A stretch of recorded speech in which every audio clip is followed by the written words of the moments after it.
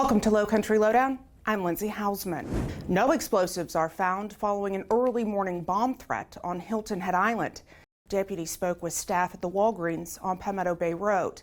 They said a man had called, demanded money and gift cards, or else he'd blow up the store. Members of our explosive ordnance unit, as well as K9 rig, responded. Following a sweep of the store and surrounding area, no explosives were located. Since Wednesday, July 19th, our agency has responded to 9 incidents involving gun violence. In 5 of them, someone was hurt.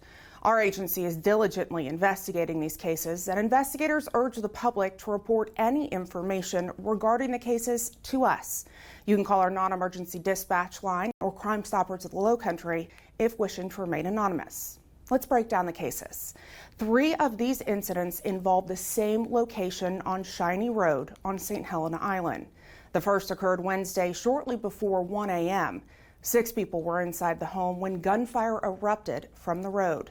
No one was hurt. However, the home and a vehicle on the property were damaged.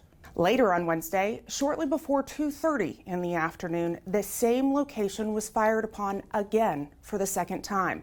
This time, a 15-year-old female inside the home was struck. She suffered a single, non-life-threatening gunshot wound and was taken to Beaufort Memorial Hospital for treatment. Then on Monday night at about 11:30, the area was under fire for the 3rd time. No one was hurt. However, there was additional damage to the property.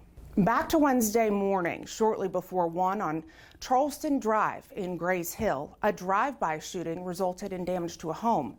No one was injured. Also on Wednesday at about 2:30 in the afternoon, a home on Seaside Road on St. Helena Island was shot at.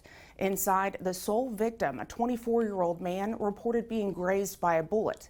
He did not seek medical attention. The home was damaged by gunfire. Later Wednesday night at about 11:45, deputies were called to Hilton Head Gardens in reference to a gunshot victim.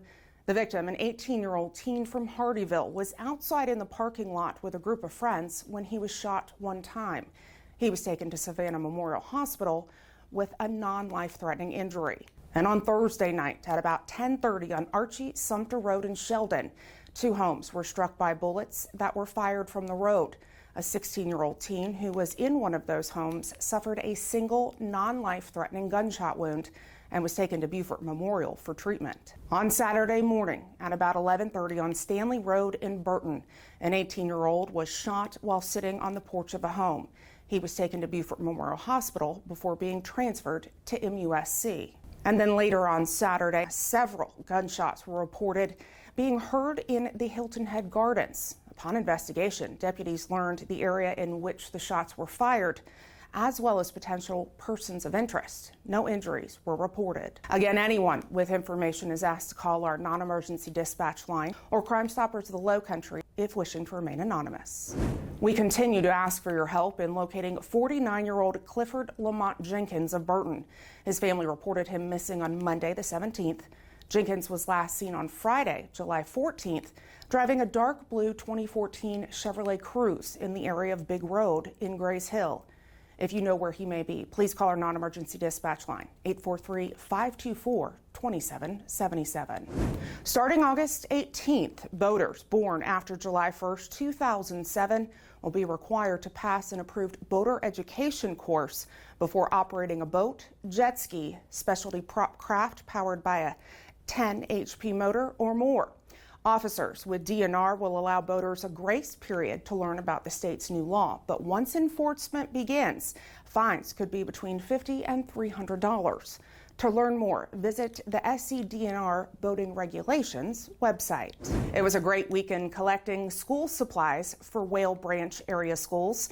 We teamed up with Vaden of Beaufort, Walmart, and Burton Fire District to collect school supplies outside of the Walmart on Robert Smalls Parkway in Beaufort.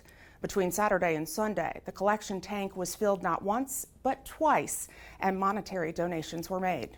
We want to say thank you to those who donated. Recently, we had a man reach out from Fort Wayne, Indiana regarding his 13-year-old son, Cody.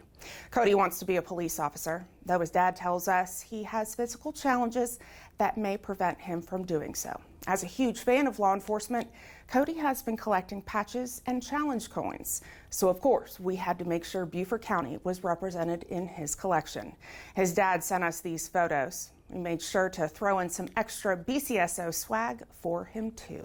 And please join us in congratulating our newest graduates from the South Carolina Criminal Justice Academy. We're proud to have you on our team.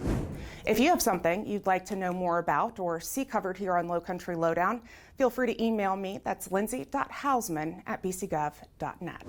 As always, I encourage you to follow us on all of our digital and social media platforms. A great way to stay in the know and stay engaged.